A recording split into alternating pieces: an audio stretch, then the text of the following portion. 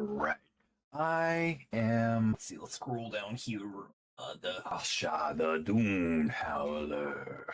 Let's go ahead and take Rosh's page. Go ahead and take Oh, you know what I didn't do? You know what my motherfucking ass did not do up here? I need to put on a dish. So I can put it on the tweeters later. Why will it not let me put that in there? I put this inside. That this does not work. I wonder what happens if instead here at 3470. That's good enough. Back down here to Russia. Copy everything to include the page formatting. Question. I need to do 2 stat blocks because I want to do 2 phases with this boss. Do I want to do 2 stat blocks? Oh, speaking of 2, that's so frozy dogs. Come on, squitchums and squatchums. You need attention, buddy.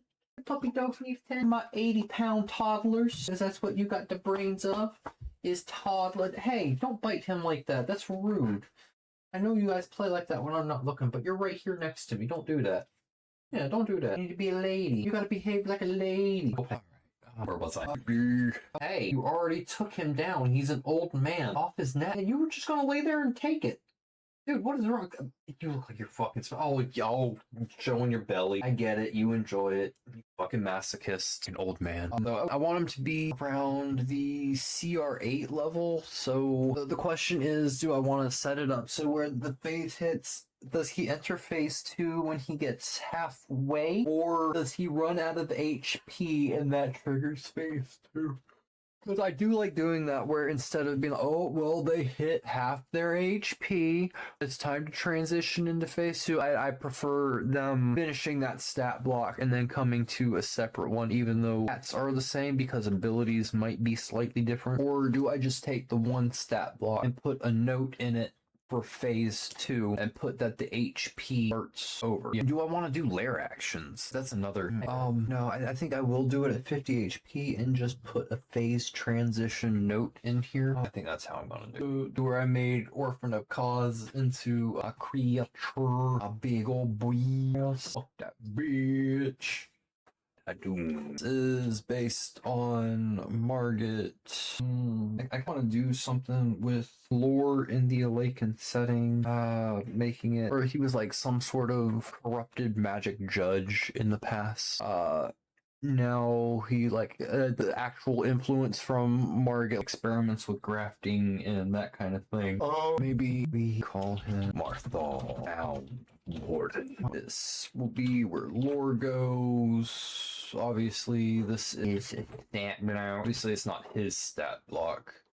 We can get rid of the second stat block. I still want to leave the tactics blurb in there. I think having the tactics blurb in these for some of them has been nice. I want to go in there and add it for... No, but I mean, at level 17, I feel like at level 17, you would know, right? I messed his name up in his stat block, and now it's fixed. Let's see. How do we want to do this? I guess start with the lore and see how that flows and what the lore influence, what creativity we have from inspiration from Margit from Elden Ring. So we will take that route with it. So I want him to be like some sort of something where like he was corrupted because he's gonna be a Shaolin, right? So I want some sort of corruption. Maybe he fought. Oh, putting toy on my foot and then shoes on my foot. You can't do that. Maybe he noticed the corruption, so they punished him, and then after his punishment, his soul corrupted further, and now he just lashes out to everybody. Yes, ma'am. You just want attention. Oh, no, Rosie. You're 80 pounds. I don't want you in my lap in this chair. When I finish streaming, we'll go get in the big comfy chair. And you can lay in my lap there. 80 pounds. And you still think you're a lap dog.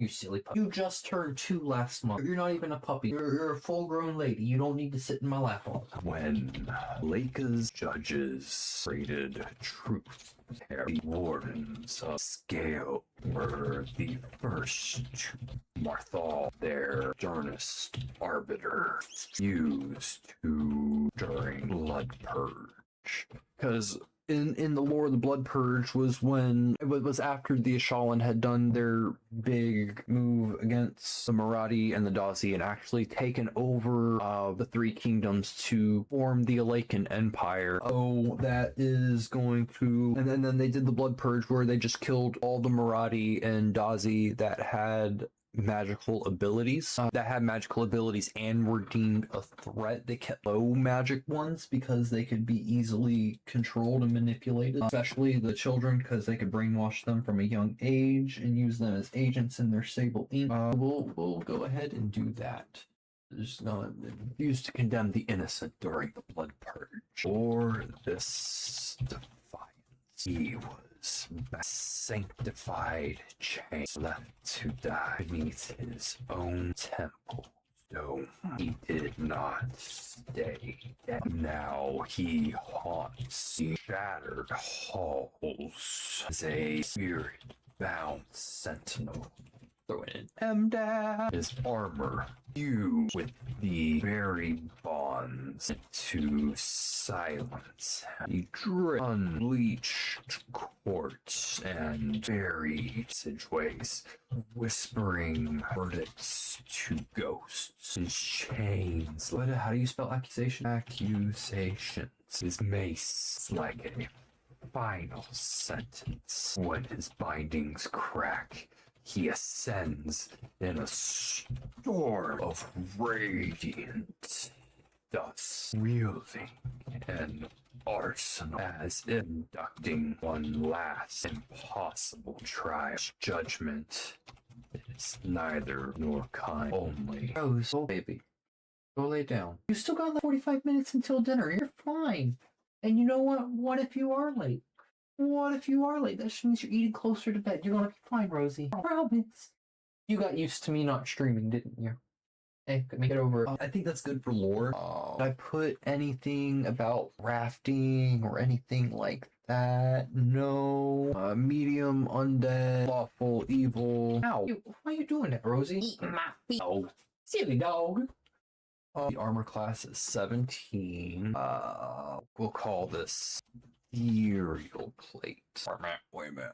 That shouldn't be capitalized. Let's see what I want to do with hit point. I'm gonna pull up my hit point calculator. It's not a hit point calculator, it's a dice calculator. I'm thinking 16d8 plus 64. That brings us to 136. At CR8, he should be about between the 180 to 200 range. You know what? I could actually make this really funny. Let's see, this 13d8 plus 52 that I already have left over from Rashaw brings me to 110. So I could do 2 stat blocks and leave it at 13d8. And when the HP runs out, it just reverts to the other stat block. And that would give me the correct, slightly over, but only slightly. I think I'm going to do that. I think that's where I'm going to leave it. Because that's just clean. That's less work for me. I don't have to think about any weird math things.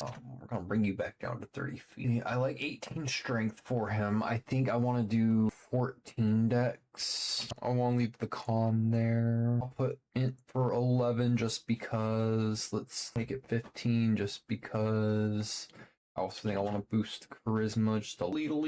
We're going to let him keep the con save. We'll keep him keep the wisdom save too. Then we'll throw in a charisma, and that's going to be like make it theater. He was a judge, so insight, perception, spy. Let's see, we're doing damage resistances. I think we're just doing the bludgeoning, piercing, and slashing from non-magical immunities. I think I want to do radiant and necrotic because he's a holy judge. Those are the two extremes.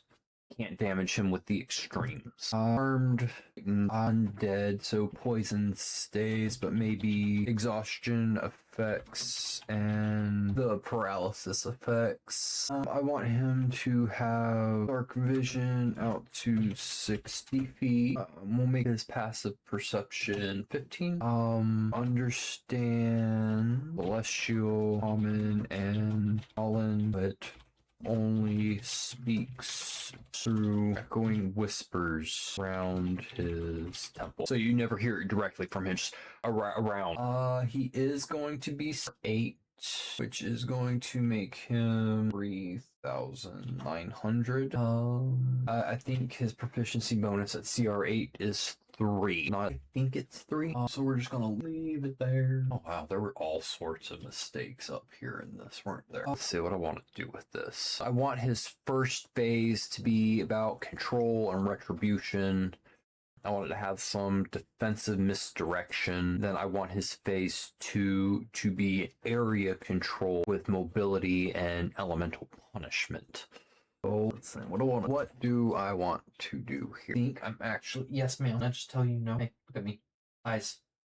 I told you no. Axel, just told your sister no and you're gonna get up in my face now? Dude. I love you guys, but you guys definitely got used to me not streaming. So when, over the past month while I wasn't streaming, because I had strep the beginning of December, and then I fought through it, and that wasn't a good idea because I also didn't go to the doctor, so I didn't get anything for it. So then the second half of December, I had strep and family. So when nothing was going on, I was curled up in bed with my dogs.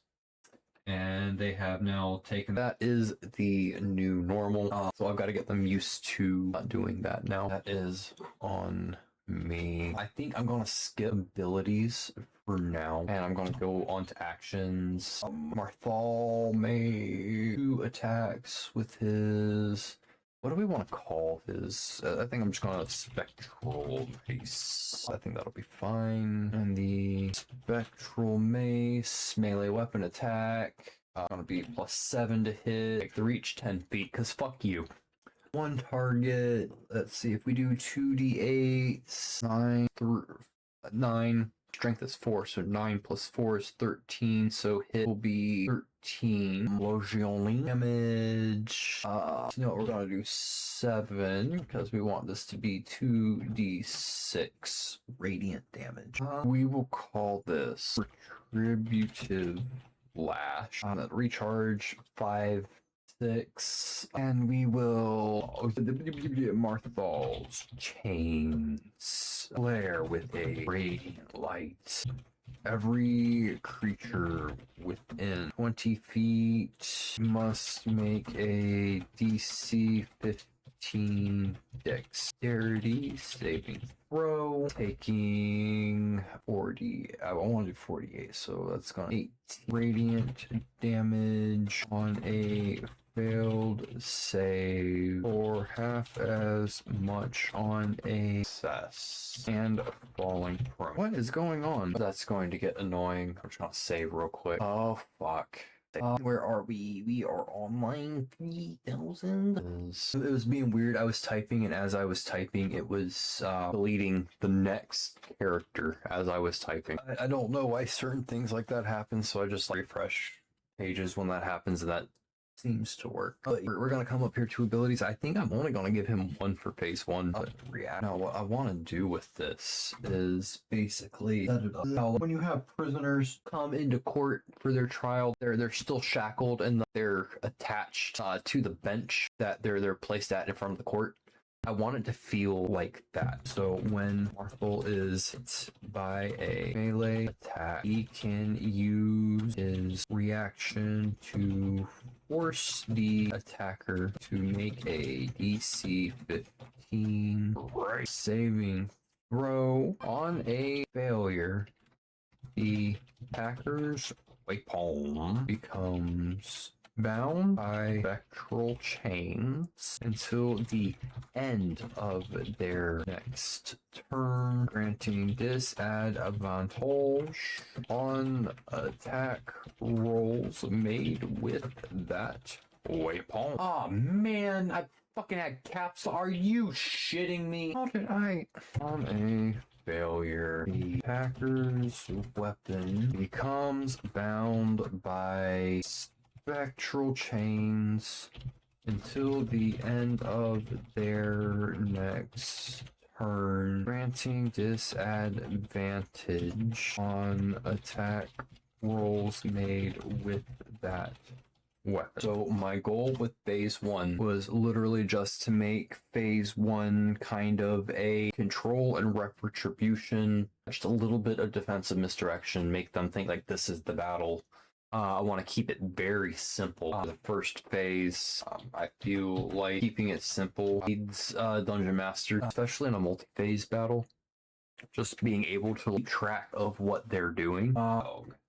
Promise you, I wasn't gonna step shifting. I'm just looking for that. Is not in this one. I'm gonna switch to this one then. Oh, it's right on something I was looking for. Nice. Oh, all the way down on the bottom. This though. Blade. I'm using this because it looks slightly different than the other one. Obviously, it's not a corruption surge table. This phase transition.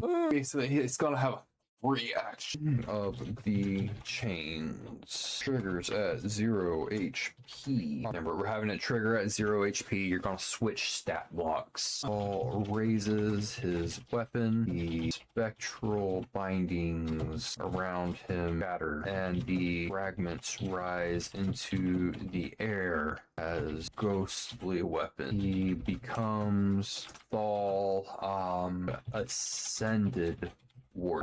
For 1 round, he becomes untargetable by melee attacks as his form ascends 20 feet in the air in a cyclone of radiant dust, which I brought up before. Oops. May sands like a final sentence. It needs an A. Hers lens. It doesn't land, it lens.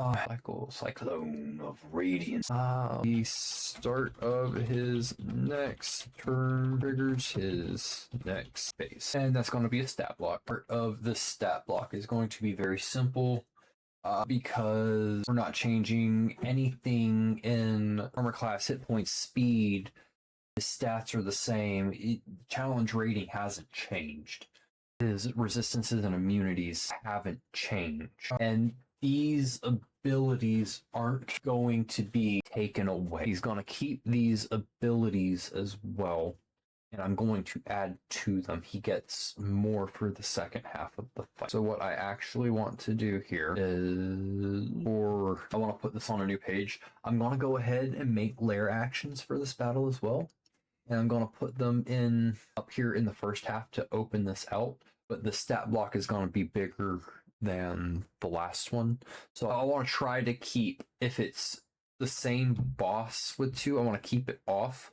But with Rasha, when I was making the Dune Howler, it's something that he summons. So I wanted that stat block to be right there for easy access. But this is a much bigger fight. So I'll do this. Obviously he's going to keep this ability, but I want to add, what are we going to call this though? I want to just keep it simple. Damn it, I did it again. Because Margit, he's, and then there's all these weapons in the air above him, right? And then he at whoever he's fighting when you're playing Elden Ring. So I want specifically that ability. I love that ability. Basically a cooler version of Unlimited Blade Works because that shit was fucking stupid. Marthal.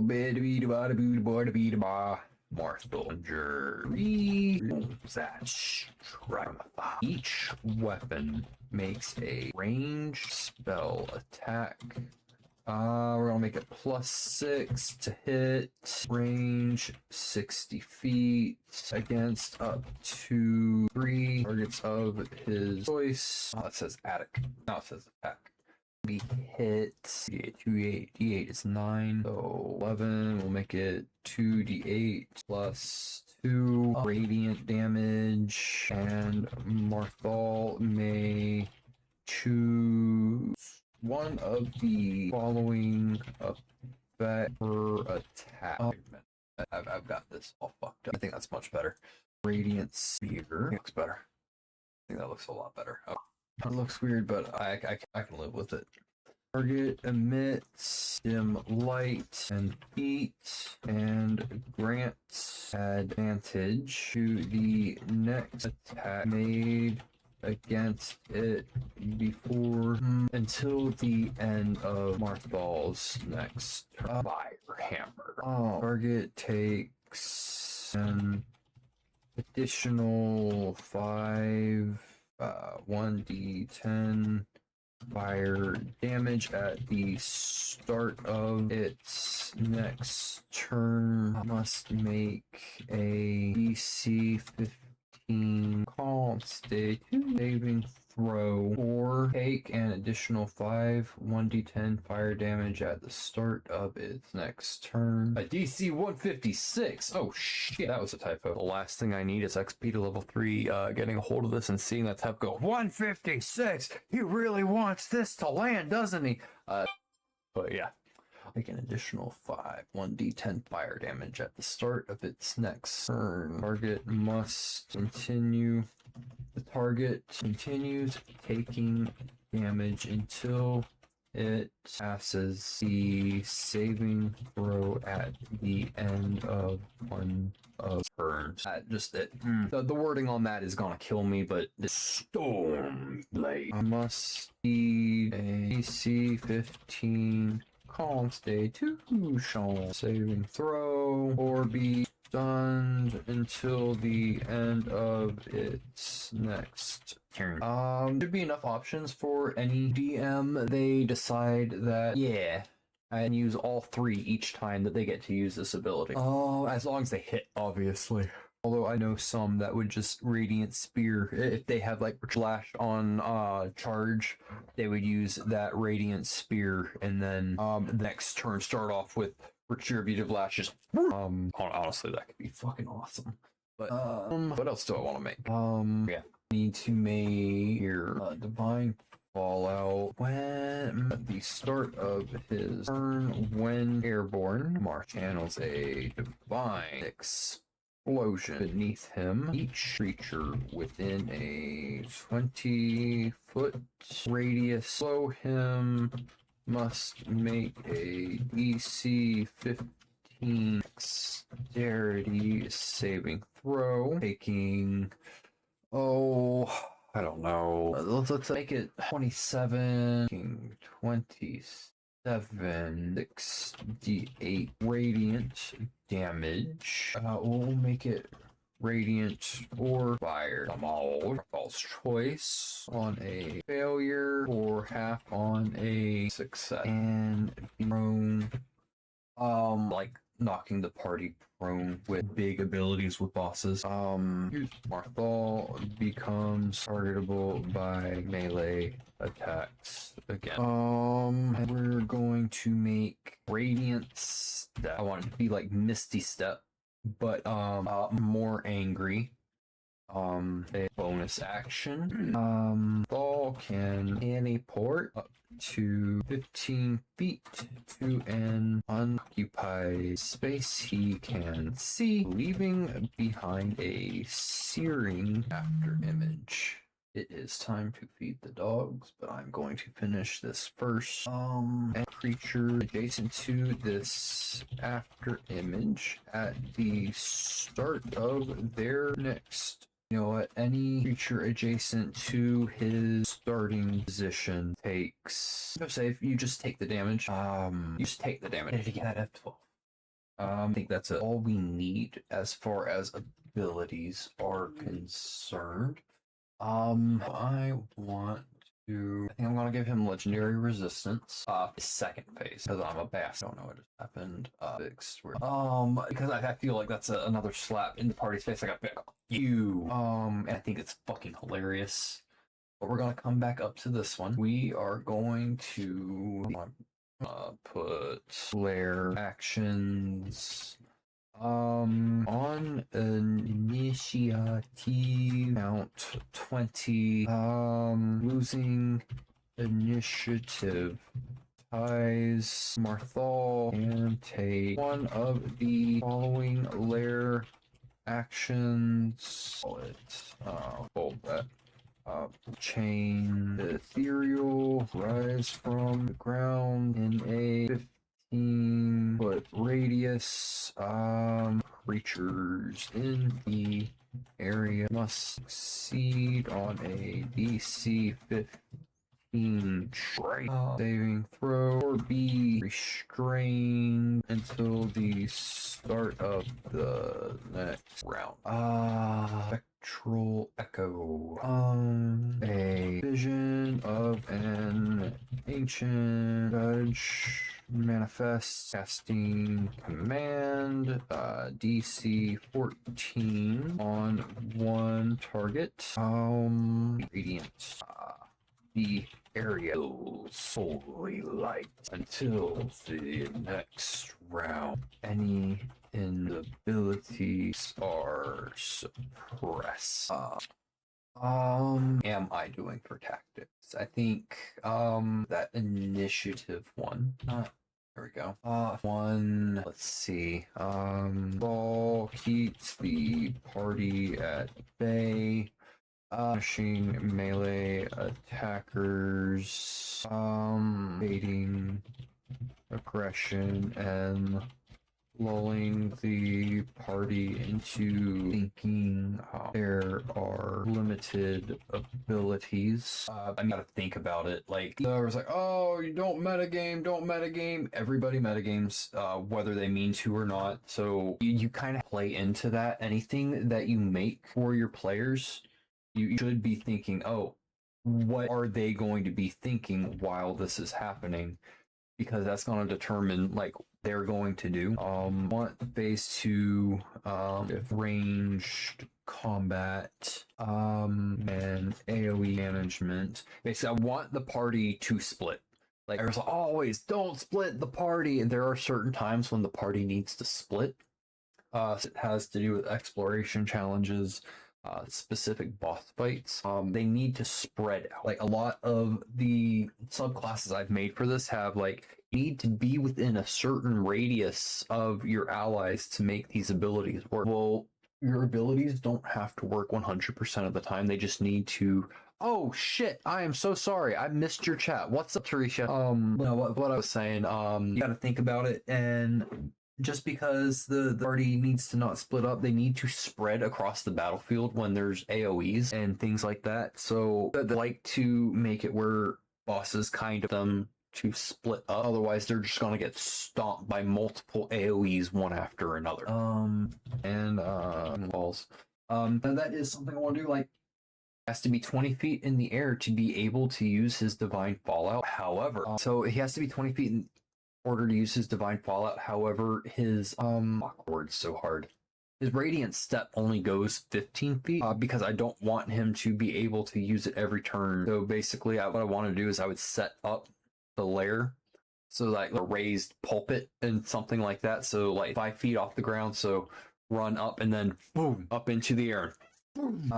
Yeah, I think I'm finished with Marthal. What I'm gonna do is I'm gonna edit these, and when I am done, because I need to double check these for spelling and grammar, all that. I'll go ahead and post it to Twitter. Then none of my buddies are online, so there's not going to be a raid tonight. I'm just going to go ahead and call it here. Been a good just about 4 hours. For tuning in. I will see you guys tomorrow. Adios.